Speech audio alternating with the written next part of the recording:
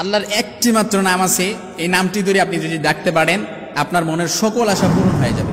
একটি মাত্র নাম, এই একটি মাত্র নাম যদি ধরে আপনি আল্লাহর কাছে চাইতে পারেন, যা চাইবেন তা দিয়ে আল্লাহ তাআলা আপনাকে সন্তুষ্ট করবে। একটি মাত্র নাম, এই নামটি ধরে আপনি আজকে আমল করেন, ইনশাআল্লাহ ফলাফল পেয়ে যাবেন, দেখবেন। একটি মাত্র নাম, খুশি হয়েছেন মনে হয় না? প্রশ্ন কমন পড়ে গেছে। এই জন্য একটি নাম ধরে আপনি আল্লাহর কাছে চান।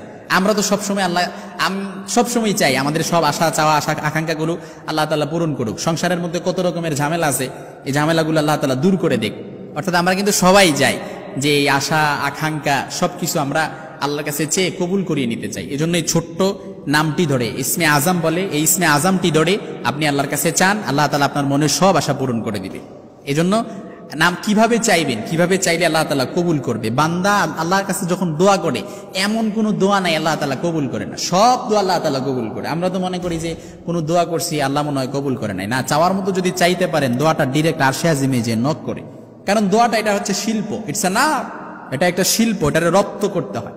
এটারে কিভাবে চাইলে আল্লাহ তাআলা কবুল করবে, এটার mechanism, what is the mechanism two be accepted hour সাপ্লিকেশন, কিভাবে মেকানিজম করলে দোয়াটারে, এই দোয়াটা সরাসরি আরশে আজিমে যে নক করে, কিভাবে এটার প্রসিডিউরটা কি, এটা কিভাবে মেকানিজম করতে হয়, এটা জানতে হয়, এটা শিখতে হয়।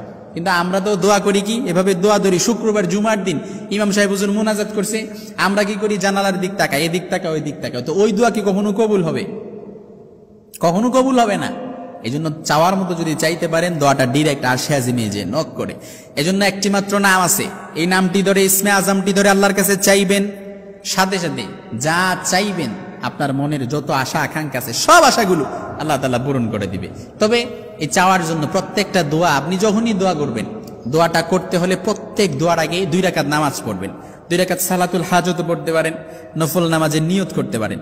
এই 2 রাকাত নামাজ পড়বেন, 2 রাকাত নামাজের সিজদায়ও পড়তে পারেন, কিংবা সিজদা শেষে নামাজ শেষ করে কয়েকবার ইস্তেগফার পড়বেন। আস্তাগফিরুল্লাহাল্লাযী লা ইলাহা ইল্লা হুয়াল হাইয়ুল কাইয়্যুম ওয়া আতুবু ইলাইহি লা হাওলা ওয়া লা কুওয়াতা ইল্লা বিল্লাহিল আলিয়্যিল আযীম।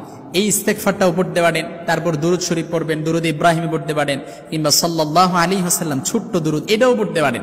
তো তাসবিহ কিভাবে দোয়া করবেন, প্রথমে 2 রাকাত নামাজ পড়বেন, নামাজ পড়ে তারপর ইস্তেগফার পড়লেন, দুরূদ শরীফ পড়লেন, পড়ে তারপর এই ছোট্ট দোয়াটা পড়বেন, ইসমে আজমটি ধরে আল্লাহর কাছে প্রার্থনা করবেন।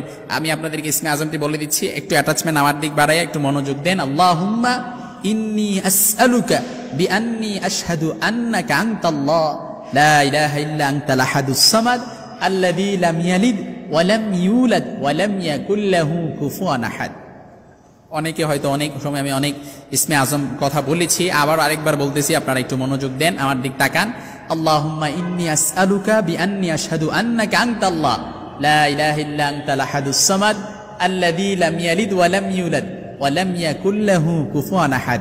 এই ইসমে আজমটি ধরে যখন আপনি আল্লাহর কাছে চাইবেন, আল্লাহ রাসূল সাল্লাল্লাহু আলাইহি সাল্লাম বলেন, সহিহ বুখারী মুসলিমের বর্ণনা এসেছে, ওয়াল্লাযী নাফসি বিয়াদিহি লাকাদ সাআলাল্লাহ বিসমিল আযম আল্লাযী ইযা দুইয়া বিহি আজাবা ওয়া ইযা সুইলা বিহি আতা। কেউ যখন আল্লাহর ইসমে আজমটি ধরে প্রার্থনা করে, আল্লাহ তাআলার কাছে চায়, আল্লাহ তাআলাকে ডাকে, আল্লাহ তাআলা তাকে ফিরিয়ে দেয় না। এজন্য প্রত্যেক দোয়াটা কবুল করছেন, হয়তো দোয়াটা সাথে সাথে কবুল করে ফেলে আল্লাহ, তাহলে না হয় যখন আল্লাহ কল্যাণ মনে করে তখন আপনার জন্য কবুল করে, আর তা না হয় আখিরাতে এর জন্য আল্লাহ তাআলা উত্তম কোনো কিছু আপনার জন্য রেখে দেন।